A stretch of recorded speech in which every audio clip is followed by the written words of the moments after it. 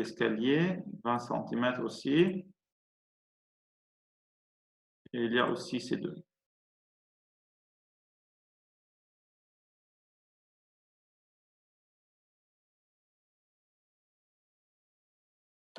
Donc, ce mur est de 30.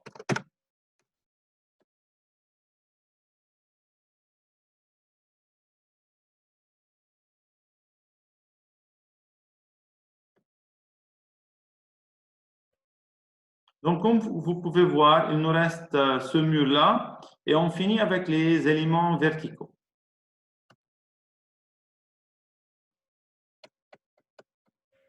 Donc, voilà. Un mur de 30 d'épaisseur. Voilà.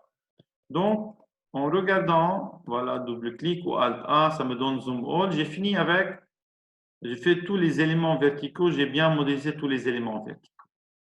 Donc, maintenant, je peux passer aux poutres et à la date. Donc, je vais enregistrer. Donc, pour les poutres, voilà, on a des éléments filaires horizontaux. Je vais supposer que j'ai des poutres en retombée. Donc, R30, là-bas, c'est x 40. Et de là jusque-là. Donc, cette poutre. Et de là jusqu'à, en fait, jusqu'à le porte-à-faux. Puis, j'ai une poutre de là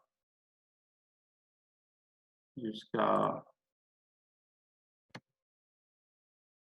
Donc, voilà. Je fais stretch. Et je vais faire extend. Donc, CTRL R. Donc, ça, c'est mon contour. Et c'est la poutre à augmenter. Donc, voilà aussi de même. Donc, voilà. Donc, j'ai une poutre aussi de là pour dessiner dans la même direction de gauche à droite. Comme je ne sais pas si ces deux éléments sont vraiment plus alignés, donc je prends un élément filaire. Je les dessine de là et je prends la perpendiculaire, voyez. Puis, je prends un élément filaire et donc voilà, je suis bien dans l'élément. Voilà. Donc, qu'est-ce qu'il me reste? Il me reste ici une poutre qui fait 30 fois 80. Donc, elle est sur ce contour. Je vais faire, voilà, CTRL R. Et je prends un élément filaire horizontal.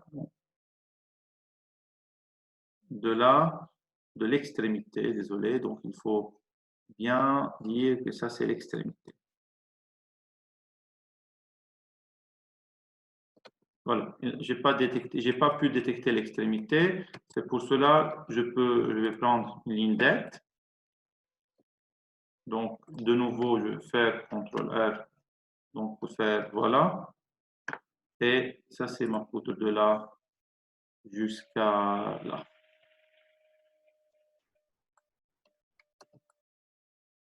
Voilà. Ici, j'ai des éléments filaires de 30 fois 50.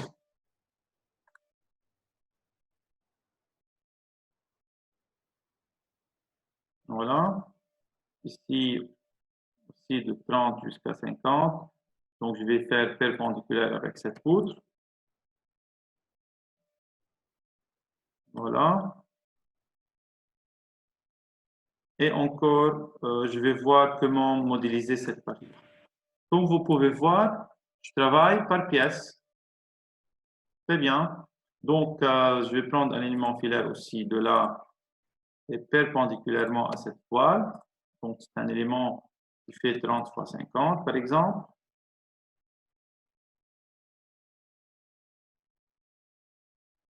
Et ainsi de suite. Donc, il faut compléter toutes les poutres de cette façon. puis dessiner la dalle, puis on va faire le ferraillage. Dans cet exemple, et pour simplifier, je vais effacer toute cette poutre, donc, et je vais procéder avec un plancher dalle qu'on n'a pas appliqué encore. Donc, c'est pour cela, ça va être un bon exemple de le faire. Donc, je vais supposer que j'ai un plancher dalle sans poutre. Donc, pour le prédimensionnement, il faut le faire à part. Après, on change l'élément de surfacie horizontale. Donc, je vais supposer que j'ai l'épaisseur de la dalle équivalente donc d'un plancher dalle en béton armé. Donc, ça, je vais supposer que 28 cm est suffisante. Je vais suivre l'élément. Là, j'ai donc ça c'est la continuité de comment ça s'appelle de l'escalier. Donc, pour avoir le contour ici, donc je vais prendre cette perpendiculaire. Donc, un élément surfacique horizontale. Voilà. Donc, puis de là. Donc, je vais laisser l'escalier, je les modélise après.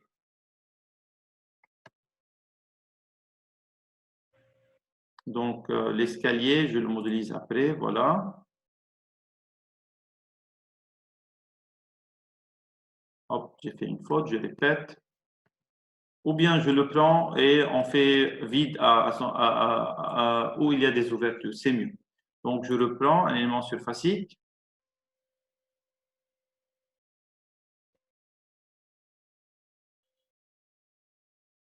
Voilà. Perpendiculaire. Puis le poteau. Il y a ici le petit détail architectural.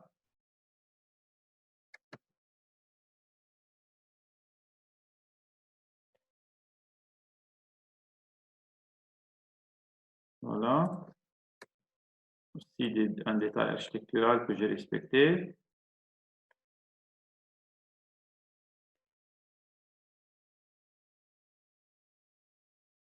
J'ai 3 points alignés, donc voilà, c'était une faute de modéliser le point ici. Mais ce n'est pas grave, je vais essayer de corriger après. Donc voilà, puis le poteau, et Enter, j'obtiens l'élément. Donc là, il faut corriger, donc il faut avoir cet élément ici.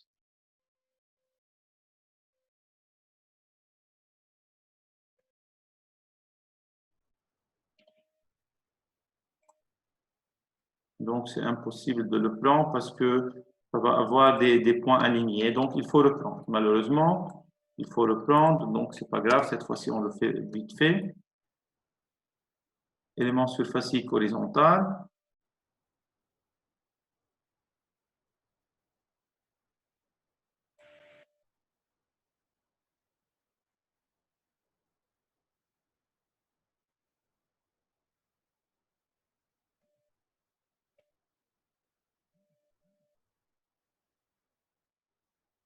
Voilà, là, c'est bon.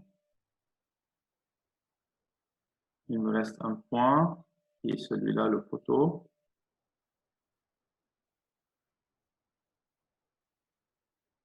Voilà. C'est bon, donc j'ai toute la date. Voilà, j'enregistre, comme d'habitude. Toujours, j'enregistre. Donc, j'ai le vide donc, je fais un mode de rendu comme ça pour pouvoir faire la polyligne de l'ascenseur. Donc, voilà, polyligne.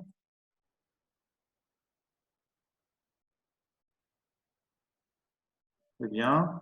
Donc, je choisis objet utilitaire. Désolé, je dis ouverture. Donc là, il a créé normalement une ouverture. Donc, pour l'escalier, normalement, pour une bonne modélisation, surtout dans les zones sismiques, donc voilà l'ouverture donc des ascenseurs.